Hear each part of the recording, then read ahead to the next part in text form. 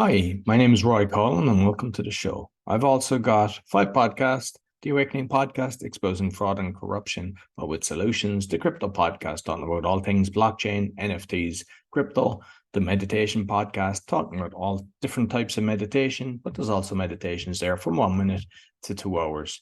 And the other one's the Learn Polish Podcast, so if you're interested in learning Polish, you can do that. And the other one is Speaking with Roy Collin, and I just have guests from around the world talking about either public speaking or also about their book or just general life in general. And you'll find everything on bio.link/podcaster. I'm also a podcasting coach, and you see the QR code there, and it's also on my link as well. And if you're interested in actually going on some podcast shows, I'm helping people doing that. Or if you're interested in sponsorship, you can contact me. And I'd like to thank my sponsor, DanielPacker.com. He helps people with anxiety, stress, and addictions. He's got a 90% success rate, and you only pay if you're successful. So be sure to check him out, DanielPacker.com. I hope you enjoyed this week's show. Welcome to the Speaking Podcast. You can find all our episodes on speakingpodcast.com. My guest today, co-founder of Empire Partners, but he's worked with the likes of Tony Robbins for something like 15 years. John Assaraf, I've actually met him. I don't know, am I doing his name justice? Plus a few more, but I'd actually prefer that you'd actually introduce yourself further in your career because it's fairly impressive. Please welcome Brook Bishop. Yeah, I'm stoked to be here. And yeah, I've gotten to work with some fascinating human beings over the course of time with challenging names nonetheless. But yeah, and I got to work with Tony Robbins for actually before Tony, I worked with another Irishman. So I worked with a gentleman named Brian Buffini. So he's from Ireland. And is he the real estate guy, is he? No? He is. Yes, he is. Okay. Yep. Yeah. So he emigrated many years ago, I think back in the 90s.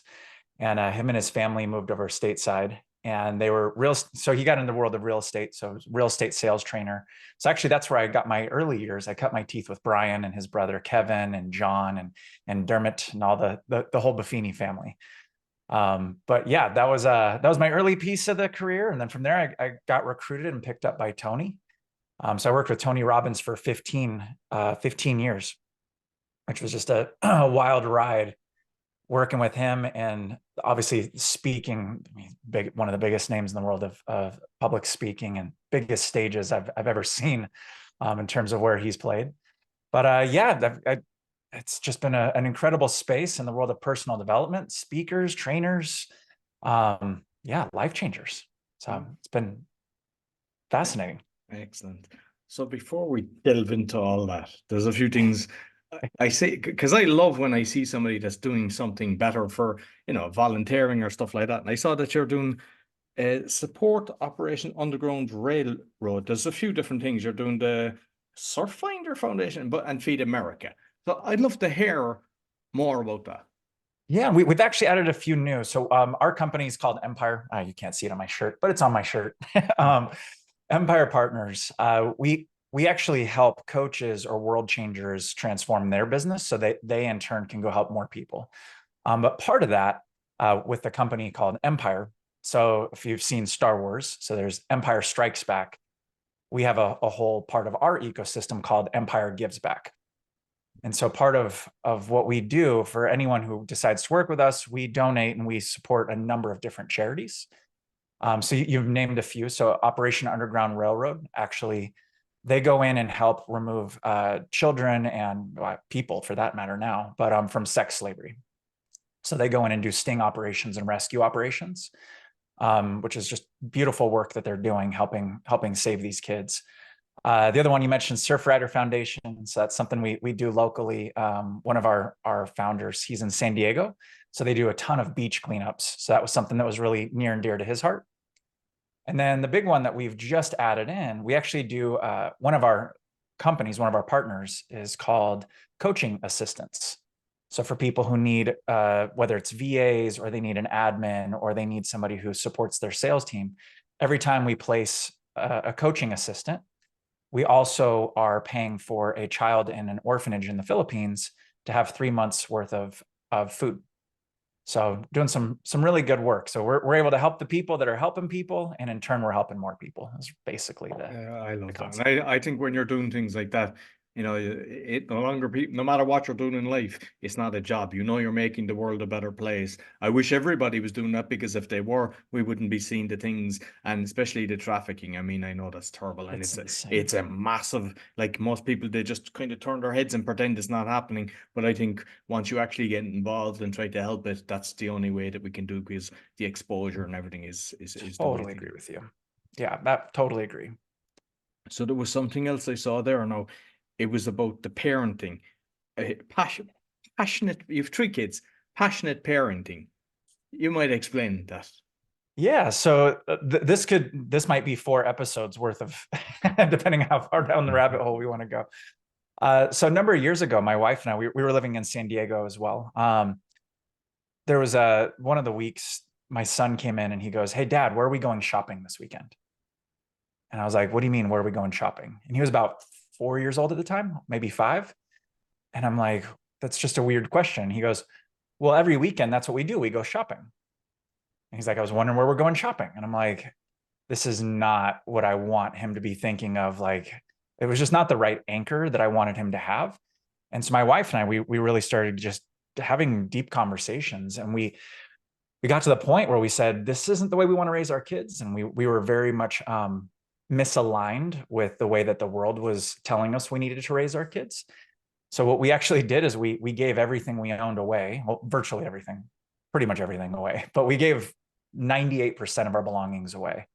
And we sold our house, we sold our vehicles, and we actually bought a fifth wheel travel trailer. And we took our kids and we went and traveled for 2 years. So we traveled all over the US. We traveled outside of the US in Costa Rica, Mexico, Hawaii, up to Canada. Like we went all over the place.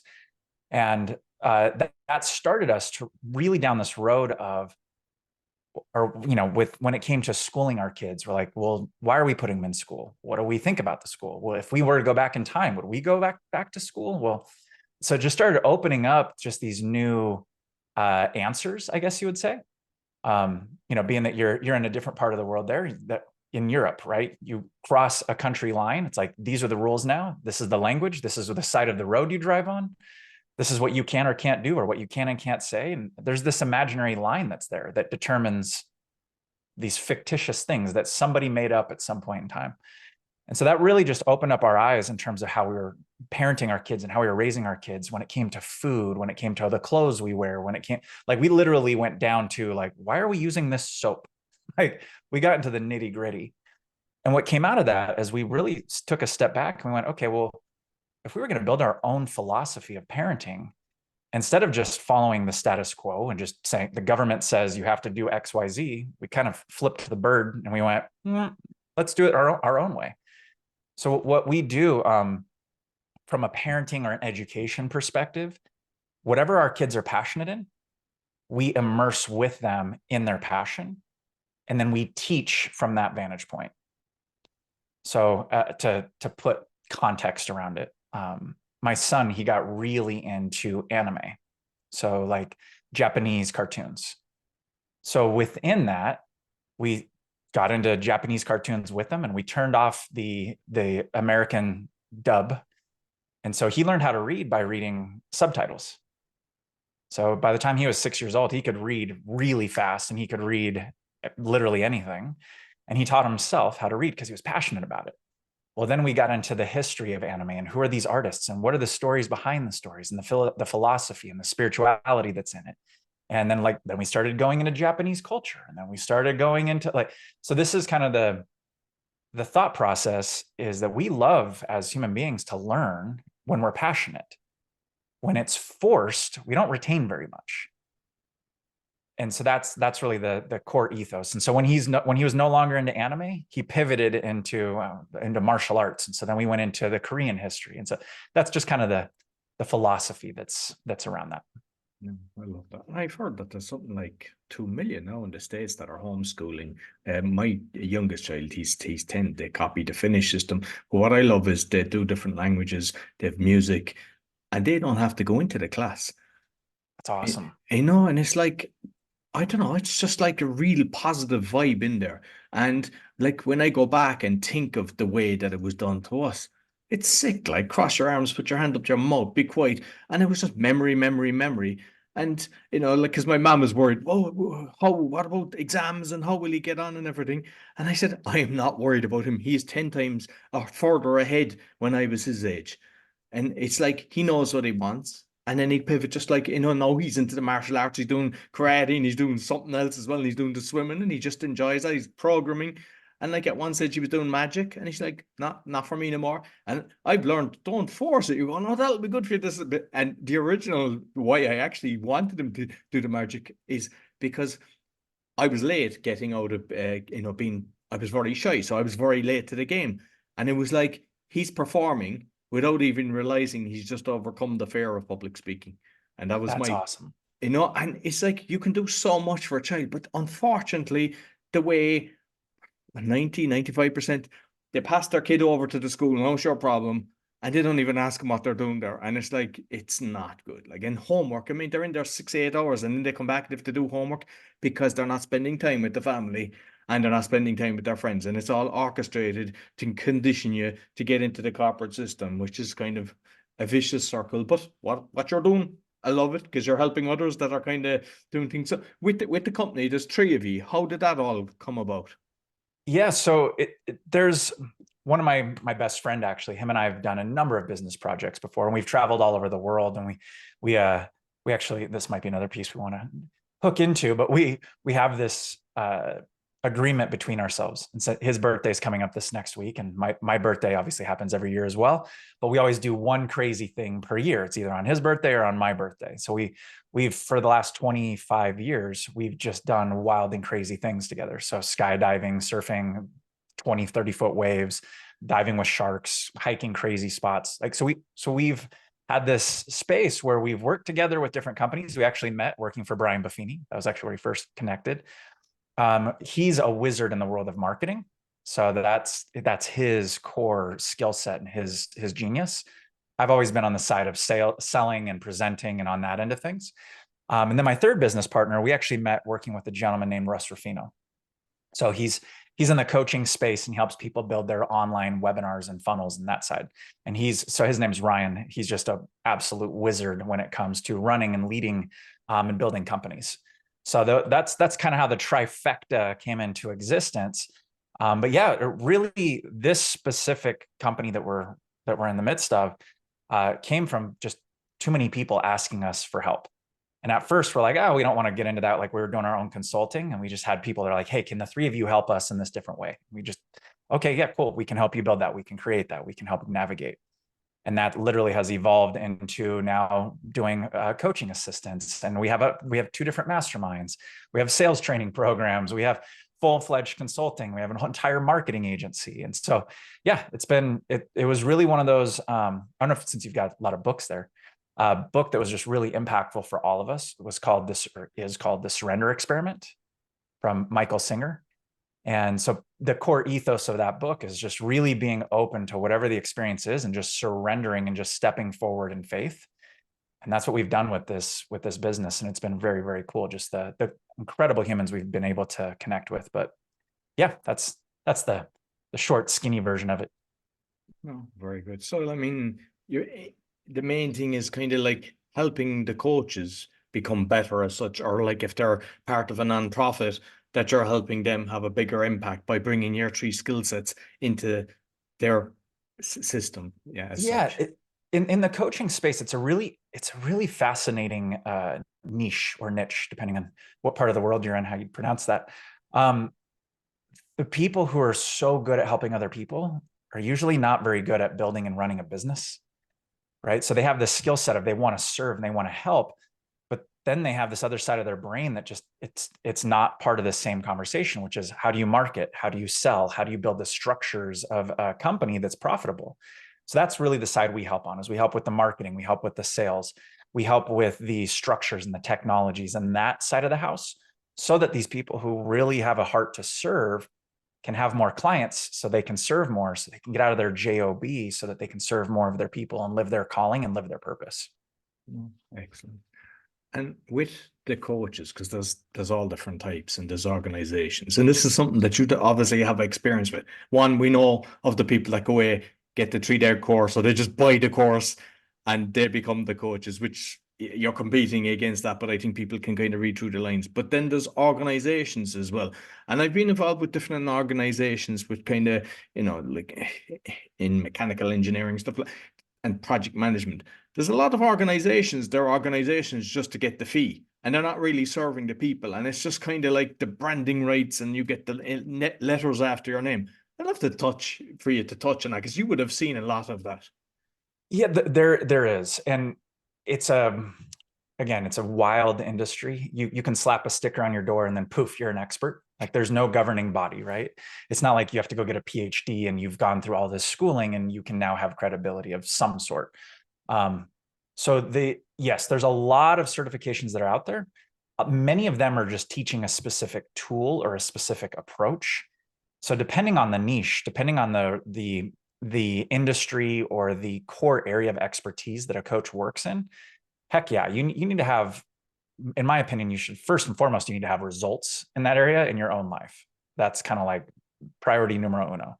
And you'd be amazed at how many people don't have results. As an example, somebody who's a financial coach, but they're broke, right? And so they become a financial coach because they want to become wealthy, because they believe that they can market financial coaching and generate, revenue. So the first piece, anytime you're working with a coach, you really, really want to know, do they have fruit on the tree, right? Do they have the results that they're promising they're going to help you get? If they don't have that in their own life, if they're 200 pounds overweight and they're teaching you how to lose weight, that's probably a big red flag, right? So there's this dynamic of congruency that needs to be there. But to your original question, there are a lot of really good training programs and there's a lot of really good certification programs that are out there. I'm more prone to the ones that are teaching more of the psychology dynamic, because where a coach really comes into play. I think this is a big misnomer in the industry. A lot of people will perceive a coach to be very similar to a therapist, right? So they're going to think like, oh, you're going to do this voodoo mind trick on me. You're going to help me with my psychology in this realm. The way that I look at coaching is more of, they're going to help you save time and avoid pitfalls.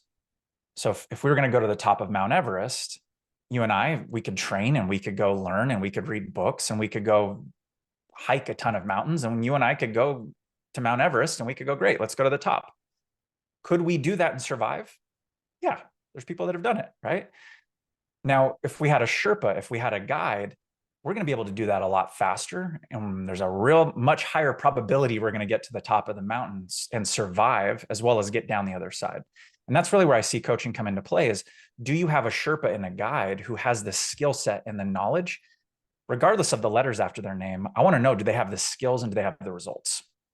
So that's more of my approach. And again, here's the one other really important piece in the world of coaching. If your coach doesn't have a coach, we have a problem. Because again, they're not eating their own cooking. It means that they're not congruent. It means that they're not going to live by their own principles of what they're going after.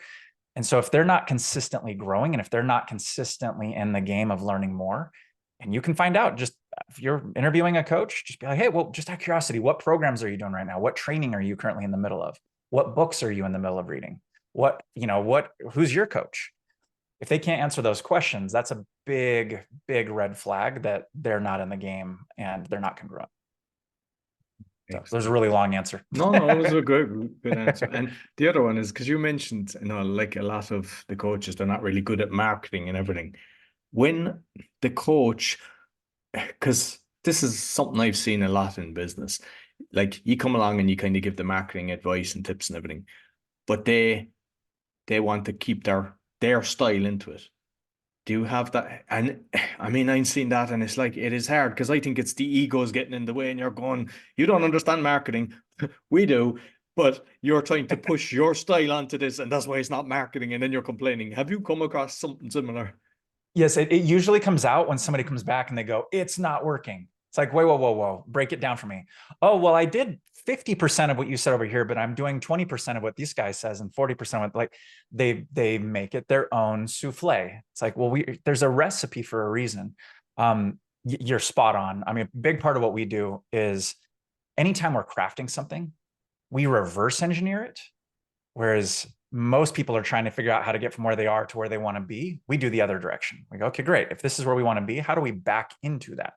And so where that really comes up a lot is definitely in marketing. absolutely within the marketing space, and even more over in the sales space, right? Because we've really narrowed that scope of, if you follow these 7 steps, you are going to enroll at the highest level. You're not going to have to go out of integrity. You're not going to have to be a slimy salesperson. And when you follow the steps, it works. And we'll have people go, oh, well, you told me to say it this way or to do it in this order. And then they start moving the pieces around. It's like, wait, until you, and so here's our rule, by the way, until you've done that thing 10,000 times, don't change the recipe, right? Because the recipe's there because it's already been tested and it's already been run through the gauntlet of hundreds or thousands of other people. Just take the learnings from it. It's kind of like our Mount Everest example. If everybody goes to base camp and they stay there for a week, there's probably a reason for that. If you don't know what the reason is, that's okay. Ask questions, get understanding about it. But don't just be naive and go, hey, I'm going to skip base camp. I'm just going to start kicking up the hill. But yes, that happens all the time, especially in the marketing space, right? They take the shotgun approach. I know it happens in franchising as well. Like, people come in and they think they know how to do it better, and they either get kicked out or it just fails, and they're blaming the actual, the system. And it's like, they're the ones that actually made the changes. I saw a statistic the other day specifically on that was something like 5% of businesses that start on their own end up being successful, and they're around 5 years later. Franchises have an 82% success rate, which is really wild, right? When you think about it, because it's like, oh, if you follow the marketing, if you follow their sales approach, if you follow their systems, is there any magic in that? Heck yeah, there is. So no, I'd love that you brought up franchises, because and like, because you mentioned the real estate and everything, because I done a lot of real estate when I moved to Poland first, and I'm big into systems, and I was like, but trying to get people to get on board, is there techniques to stop them kind of getting in their own head, that you get them to follow the system because it works? Yeah, fortunately for us, we have a background in coaching. So anytime somebody has resistance, we're not seeing it as a true blockage, if you would say. We see them as limiting beliefs. So if somebody doesn't want to do something, we see it because they have an emotional resistance that's there. Whereas most agencies or most trainers that are out there, they're just going to try and push harder, or they're going to push you to the side and they're going to go to the next. From our background, we're blessed in the sense that somebody has an emotional barrier that's there. We're equipped to dig in to figure out, okay, great. What's your fear? Is it a lack of knowledge? Is it a fear of what may go wrong? Is there something else? Is there a previous past pain point that's causing you to pump the brakes? So we'll actually dig in and work through the fears that people have, because that's 9 times out of 10, that's usually what it is a fear. Okay, excellent. So with kind of pre-calls, because I know that's something that you work on as well, because people do, like let's see if we're a match call, and the turn-up rate, that you make sure that you get a better, because there is a flake rate, and people, some people have a very high flake rate, others have less. So let's maybe touch on that first. How do people reduce their flake rate? Well, first up, I'm going to start calling it a flake rate. That sounds way cooler. But yeah, there's a few different pieces to reduce the flake rate, or the no-show rate. What I see as a big challenge, or where I see people make a big mistake, is from the point in which somebody books an appointment to the point in which they have that appointment. Most people start selling too soon, and this is what usually jumps up the flake rate. So they'll start sending them tons of testimonials of people who have already invested in their program, and they're talking about the end game versus talking about just the next step. So my first recommendation, if you're sending social proof or testimonials from the point in which somebody books to the point in which you're going to be having a sales conversation, you need to be talking about the value of that call, not the value of investing money with you after the call, if that makes sense. Brilliant. I love that. Yeah. Right? Because people will start to sell too soon, and it turns people off, and then they flake, right? The other part is, and love Robert Cialdini's work. I'm not sure if you're familiar with Robert Cialdini. Yeah. So Power of Influence. Yeah. Or Influence. I have his book. Yeah. So he has this incredible piece. When somebody books an appointment, right, he talks about it in a general sense, but what we found is very, very impactful. When somebody books an appointment, get them to promise to show up to the appointment. So it sounds really simple, but as an example, so be like, Roy, so I've got you marked down for 4:00 your time this Friday. Do I have your word that you're going to hold that time sacred, and you will absolutely be there prepared and ready to dig in? Right? As soon as Roy says yes, I'm going to go, right, I know, I need to hear you say I promise. Make it kind of somewhat of a friendly, joking banter. But what we found is that the people who say I promise, they'll usually be in the 90th percentile show rate and they won't flake. So those are just two really good strategies that'll help just improve. Number one, don't sell too soon, sell the value of showing up. And then number two is get the promise. That's excellent advice. No, the next one is the sale, because I hear so many different figures for kind of conversion rate, how many people they need to talk to. And I think some of the times the problem is over salesy. They're trying to push it down their throat without even actually connecting and finding out where the person is. But I'd like you to touch on that one as well. Yeah, the world of buyers, the world of consumers has radically changed, right? And even moreover, since the post-pandemic world that we live in. So from a statistics standpoint, so what I will share with you that we've seen, and again, keep in mind, I've worked with companies where we've had, $3 million a month ad spend budget. So, or budget for our Irish folk, right? But there's when you're thinking statistics, if you take 10 people that you have a conversation with, there's going to be 2 out of the 10 that come hell or high water, they will never become a client of yours. Like they never had any intention of buying. They don't have the money. They don't have the mindset, whatever the reason is, there's going to be 20%, no matter what, not going to fit. Now, on the other side of that, there's 20% that if you let a fart rip in the middle of your sales conversation, they're still going to buy because you have a product or service and they have a painful enough need on their end that they're going to buy purely because you have the product, they have the need, right? The magic is the 6 that are in the middle. When you improve your influence strategies, when you improve your presentation strategies, when you improve your ability to connect and to get into their world and to understand and appreciate their model of the world, that's where you become like super powered. You become the magician, like your son, right? You become the magician of enrollments because you have a skill set and you also have this deep resonance of being able to connect with your prospect. So what I usually tell people, if you're below 20% conversion rate, that means you're selling people away from your product. So your approach is literally shooting yourself in the foot.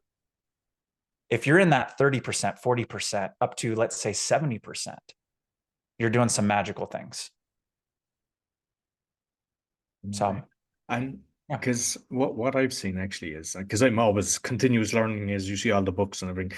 And there was one company that were, doing the coaching, because I do like with the podcasting, I help people start the podcast and stuff like that. So I'm always trying to be better at what I'm doing. And so they sent some details, bought some little thing, and offered an hour coaching call, but said no pressure, and we'll see if we're a match. So I had a lot of questions down. I was like, I'll see how good they are. So the first thing he starts off, he said, like, this is going to be a 30 grand investment. Are you willing to invest now?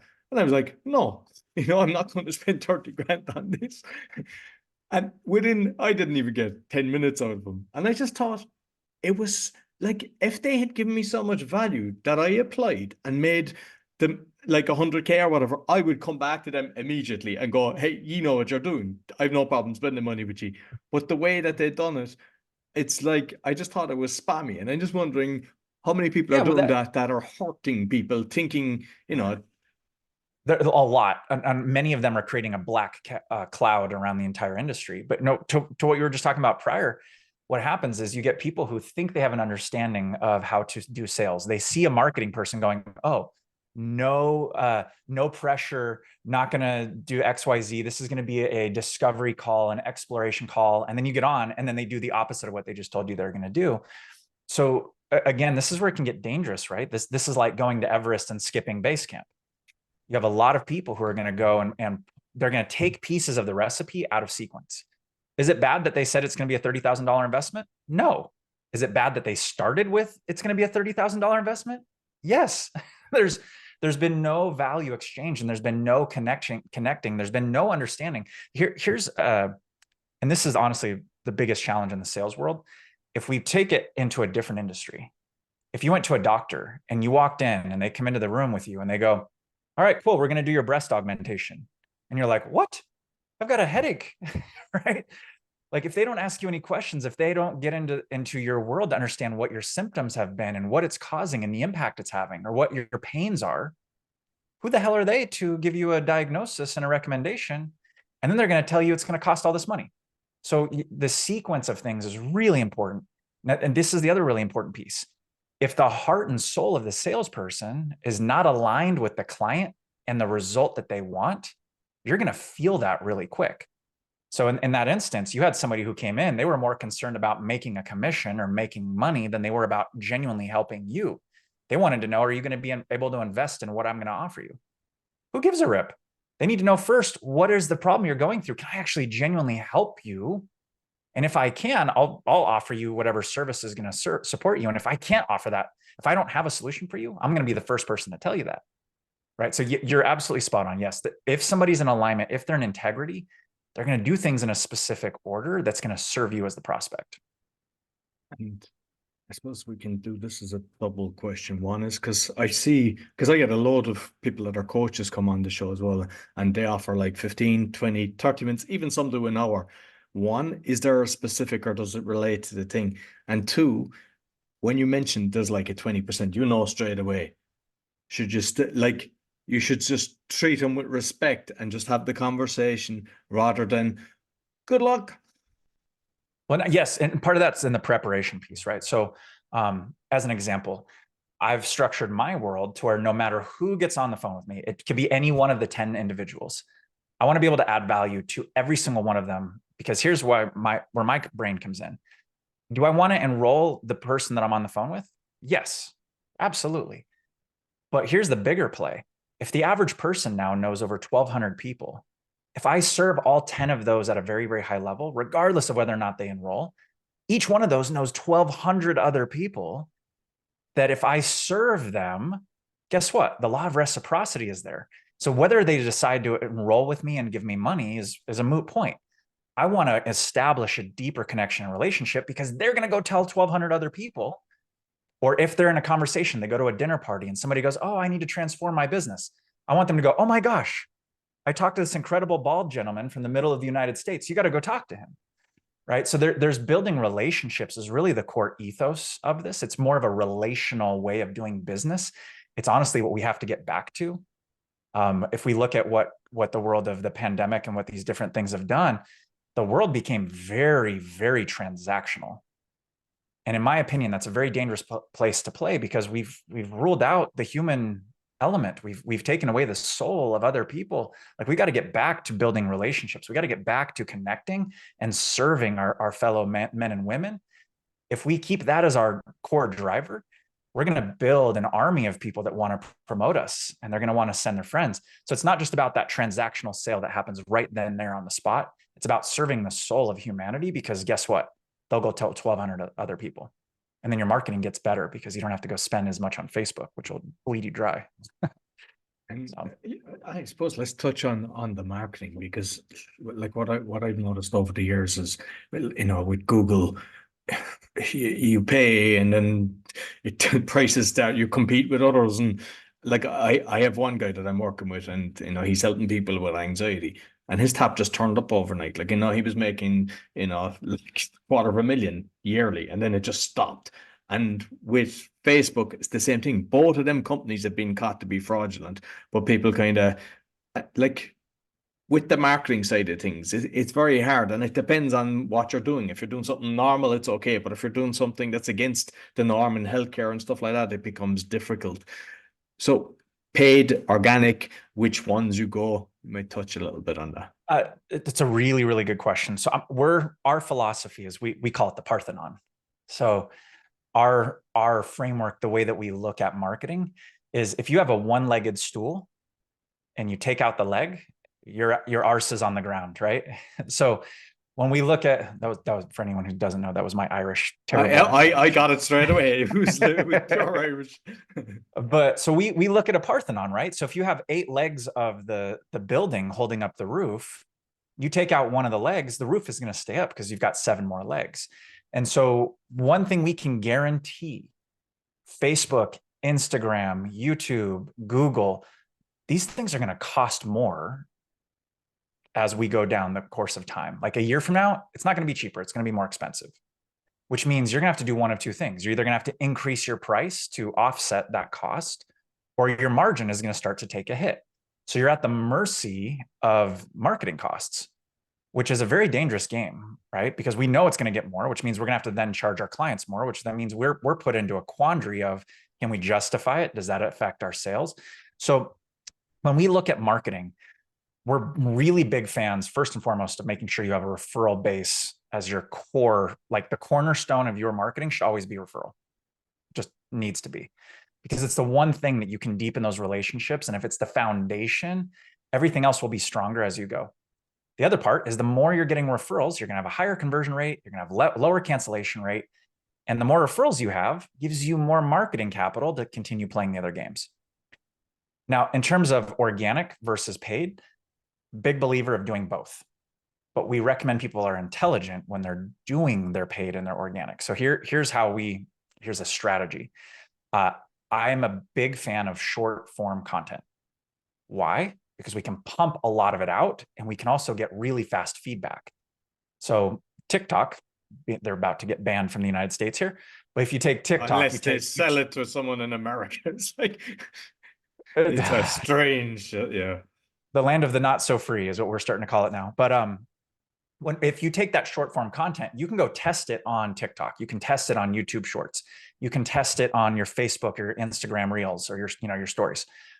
And that's a real fast way to see, what are people engaging with? How many people are sharing it? How many people are commenting on it?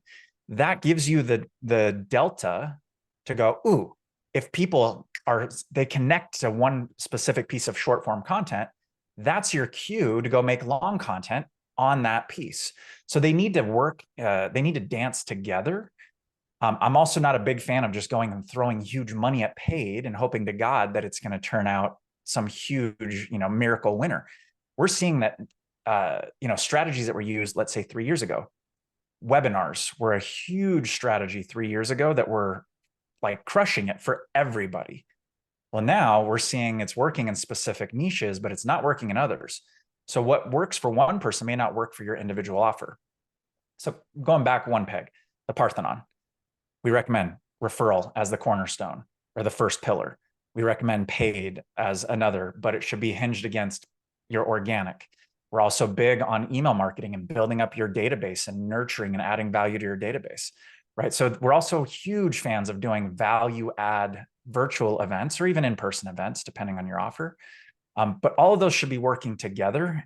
And 1 month, one's going to work. The next month, a different one's going to work. And so you have to have multiple legs underneath your roof.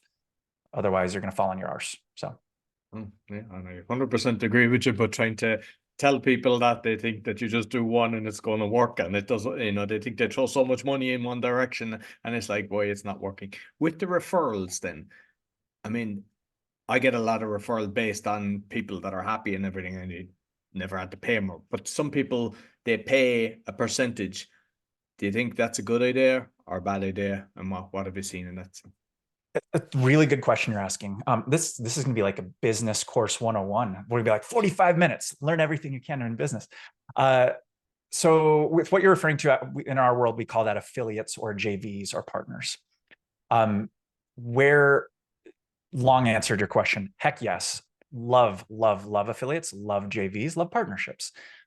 But what I will also throw caution to the wind, if you don't know what your margin is, you can also bleed out.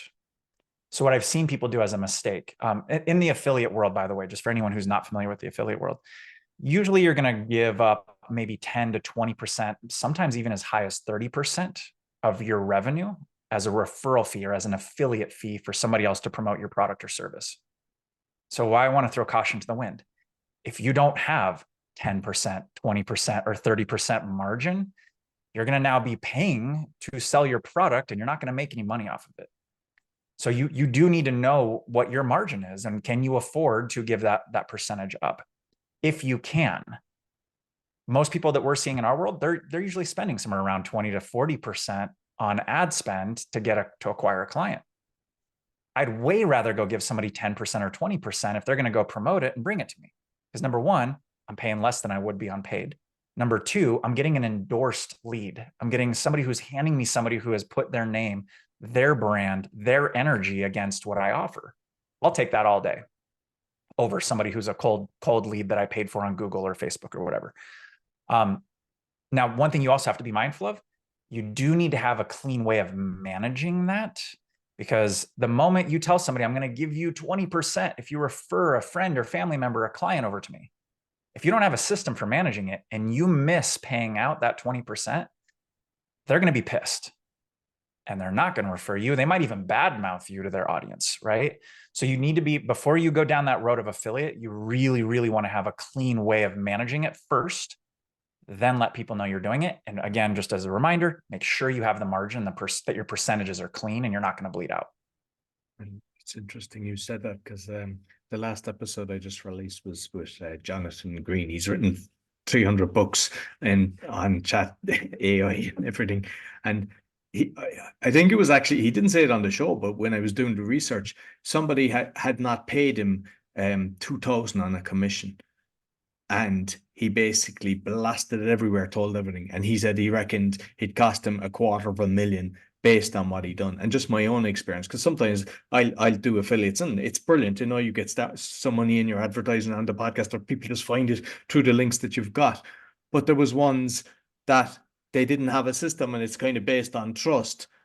And it was like, I know from all the others, there's definitely leads coming this way, and there's nothing come, oh, let me check it.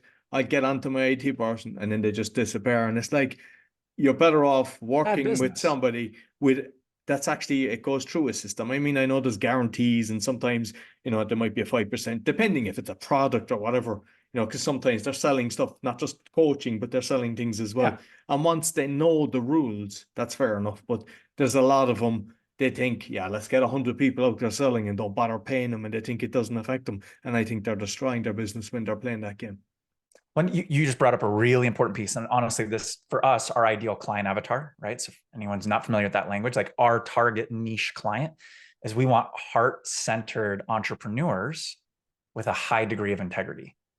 Why has that become important for us? Because integrity is something that's gone out the window, in my opinion. So this is actually an interesting little full circle moment. For us, with raising our kids and not wanting to put them into the churn and burn education system, for us, the most important piece was instilling values in our children. And the number one value for us with our kids is integrity. So being men and women of their word, standing behind what they commit to do. And that's something that, honestly, it's a lost art in business nowadays. So yes, you're spot on. Lead with integrity, lead with your heart, be real about what you're going to do. If you're in the beginning of your affiliate program and you're like, it's a mess right now, tell your people, hey, I just want to let you know, we're just kicking in. It's a mess. So if we drop the ball, let us know so we can make it better. But don't go into it going, it's the best thing since sliced bread. And then you screw over the people who are making you money.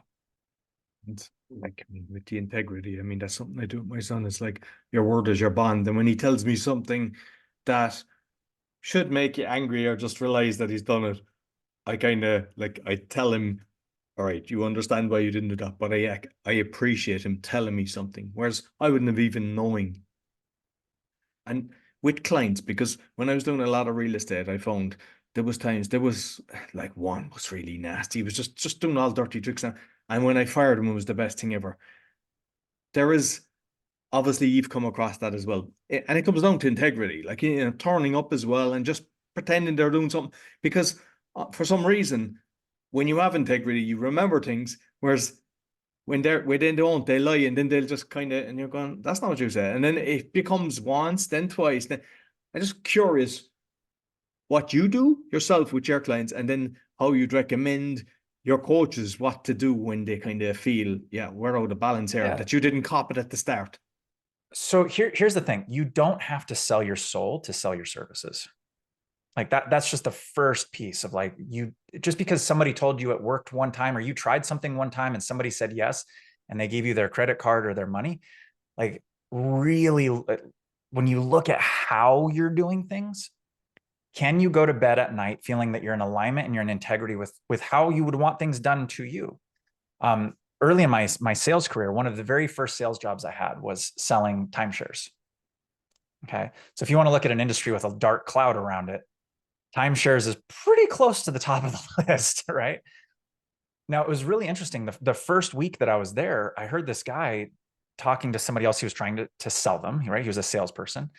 And the clients came for their free gift. And he's telling him, he goes, hey, if you buy this timeshare, you get free air travel every time you want to go use your timeshare. That comes with a free ticket for you and your spouse. And I was like, in the back of my head, I'm going, that's not true.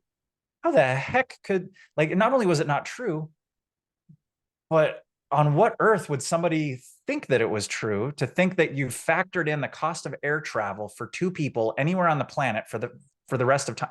Like, it was such a clear, blatant lie that then the next thing that came out of his mouth, he goes, oh, by the way, anytime you come to the property, you get free alcohol while you're here. And I'm like, what is going on? And so I very quickly assessed that the bulk of people that were trying, or they were the top producers, they were lying through their teeth and they were swindling people. And I made a decision in that moment. I go, I will never be that person. And so I became the anti-salesperson. So people came on, and I go, hey, you're going to probably hear a lot of lies as we walk around the property today. And I'll let you know every time we hear one, just so that you're aware of what's being said, because there's a lot of things that are being said that are not true, but I want to make sure you know the truth of how this actually works. And because I was the anti-salesperson, guess what people did? They trusted me, right? Because I spoke the truth in a space that the truth wasn't being spoken.